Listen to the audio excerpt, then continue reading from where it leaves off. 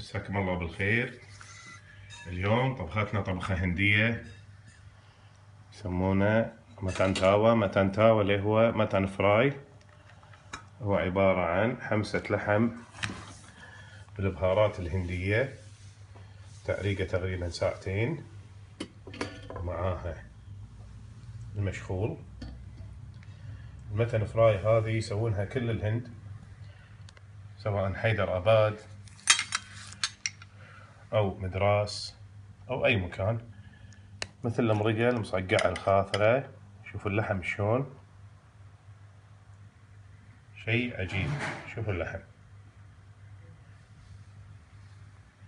هذه متن فراي أو متن تاوا، يطبخونها بنفس الجدر اللي انتم شايفينه هذا. هذه خلطة المشكول مالتها. شوفوا الجريفي، شيء عجيب. خنة البهارات، لها بهار خاص موجود في الجمعيات اللي هو بهار مهران، مكتوب عليه متن تاوا تشيلي فراي.